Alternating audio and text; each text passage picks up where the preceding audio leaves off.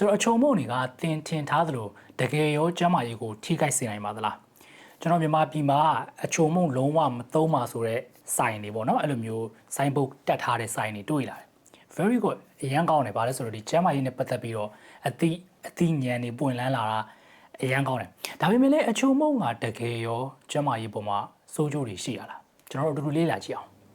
ဆိုတော့အချုံမုံနဲ့ပတ်သက်ပြီးတော့ပြောရမယ်ဆိုတော့အချုံမုံကဇလန်းရှိတယ်ဗျာအချုံမုံစားရင်လက္ခဏာတွေရှိတယ်မှာဇက်ကြောထိုးတာတို့ခေါင်းခဲတာတို့ခေါင်းနောက်တာတို့ခေါင်းမကြည်တာတို့ပေါ့နော်အဲ့လိုမျိုးလက္ခဏာတွေဖြစ်တယ်ဆိုတော့အဲ့ဒီလက္ခဏာတွေကိုရှာတွေ့တာဆရာဝန်တယောက်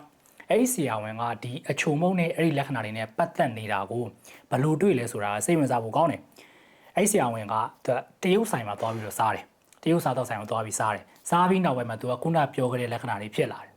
ဖြစ်လာတော့ဗျာဆရာဝန်ဆိုသိမလားဒါဘာကြောင့်ဖြစ်တာလဲဆိုပြီးတော့နော်လေးလာစမ်းသပ်ရင်းနဲ့တွေ့တာဒါ Chinese restaurant syndrome တရုတ်စားတော့ဆိုင်မှာစားလို့ဖြစ်တဲ့ယောဂါဆိုပြီးတော့သူကသမုတ်လိုက်တယ်ဒါပေမဲ့အခုကတရုတ်ကနိုင်ငံကြီးဖြစ်လာပြီဆိုတော့သူ့နိုင်ငံကိုအဲ့လိုပြောတာပဲရမယ်နော်သူကလက်မခံဘူးဒါနဲ့နောက်ပိုင်းလေးလာစမ်းသပ်မှုတွေလုပ်တော့အဲ့ဒီနာမည်ကိုပြန်ပြီးတော့ပယ်ဖျက်လိုက်ရတယ်သူတို့အချုံမုံနဲ့ပတ်သက်ပြီးတော့စမ်းသပ်ထားတာအများကြီးရှိတယ်ဆိုတော့ဘလို့စမ်းသပ်တာလဲဆိုတော့အချုံမုံကို20 gram 30 gram ဆိုတာကဗျာလက်ဖက်စားစွန်းနဲ့4-5စွန်းလောက်ရေထဲကိုထည့်ဖြော်ပြီးတော့တိုက်တာအဲ့လိုတိုက်ပြီးစမ်းသပ်တာဒါပေမဲ့ကျွန်တော်တို့လက်တွေ့အနေထားမှာအချုံမုံကိုဘယ်သူမှရေနဲ့ဖြော်ပြီးမတောက်ဘူးဟုတ်တယ်နော်ဆိုတော့အချုံမုံကအဲ့လောက်ပမာဏအများကြီးစားရင်တော့ခုနပြောခဲ့တဲ့လက္ခဏာလေးတွေဖြစ်မယ်ဒါလည်းလူတိုင်းမဖြစ်ဘူးဘာလို့လဲဆိုတော့ကျွန်တော်တို့လူသားတွေအားလုံးကတယောက်နဲ့တယောက်လုံးဝမတူညီကိုမောင်နှမချင်းတောင်မှမတူဆိုတော့ကိုကအချုံမုံကိုကိုယ်ခန္ဓာကိုယ်ကလက်သင်ခံတာရှိပေမဲ့တခြားတစ်ယောက်ကြတော့အချုံမုံတုံ့ပြန်တာ sensitive ဖြစ်တယ်ပေါ့နော် sensitive ဖြစ်တယ်ပြောလို့ရတယ်တုံ့ပြန်တာ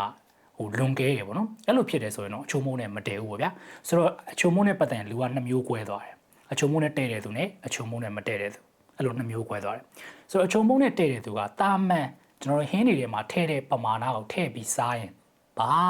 မှမဖြစ်ဘူးဟုတ်ပြီနော်ဒါကျွန်တော်ပြောတာမဟုတ်ဘူးအချုံမုံ MSG ကို safe ဆိုပြီးတော့ပြောတာ US ကပြောတာ US FDA ကပြောတာအဲ့ဒါကိုကျွန်တော်ကကိုးကားပြီးပြောတာကျွန်တော်တို့ဆရာဝန်တွေကဘယ်တော့မှပါဇက်ထဲရှိတဲ့ဟာကိုထင်တာကိုရှောက်ပြီးပြောလို့မရဘူးအဲ့လိုမျိုးတက်တည်တာကရှိမှပြောလို့ရတယ်ဗျဆိုတော့အချုံမုံကဘေးကင်းအောင်စားလို့ရတယ်ဆိုတော့ကျွန်တော် US FDA ကအကိုးအကားကိုဟိုပေါ့နော်အသုံးပြုပြီးတော့ကျွန်တော်ပြောတာဆိုတော့စားလို့ရတယ်ဒါပေမဲ့ကိုကအချုံမုံကိုစားလိုက်လို့ခုနပြောခဲ့တဲ့လက္ခဏာတွေဖြစ်လိုက်ဒါအချုံမုံကကိုနဲ့မတည့်ဘူးဆိုတော့ရှောင်သင့်တယ်အချုံမုံလုံးဝမသုံးတဲ့ဆိုင်တွေပေါ်လာတာကောင်းတယ်ဘာကောင်းတာလဲ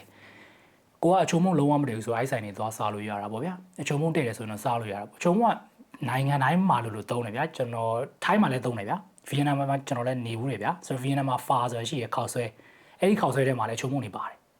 မြန်မာပြည်မှာလည်းရှိတယ်ဗျာဆိုတော့အချုံမုံကဘေးကင်းအောင်စားမယ်ဆိုစားလို့ရတယ်ဒါပေမဲ့ကိုကမတည့်ဘူးဆိုလို့ရှိရင်တော့ရှောင်မှုလို့တယ်ဟုတ်ပြီနော်ဆိုတော့အချုံမုံနဲ့ပတ်သက်တဲ့ယောဂကြီးမားတော့မဖြစ်ပေမဲ့အချုံမုံကိုကိုယ်ခန္ဓာကိုယ်ကလက်မခံမှုဆိုရင်ဇက်ကြောတက်မယ်ခေါင်းခဲမယ်သွေးတိုးမယ်ကိုလက်မအိမ်မသာနဲ့နေလို့မထိုင်လို့မကောင်းတာမျိုးဖြစ်တယ်လို့ကိုကအချုံမုံနဲ့မတည့်ဘူးဆိုတော့တတိထားပါတာမန်ချုံမုံနဲ့တည့်တဲ့လူတွေကတော့ပြဿနာမရှိစားလို့ရပါတယ်ဒါပေမဲ့မြန်မာစကားရှိပါတယ်တန်ဆေးလွန်ပေးဆိုတော့အသက်ကိုညံဆောင်တော်မှု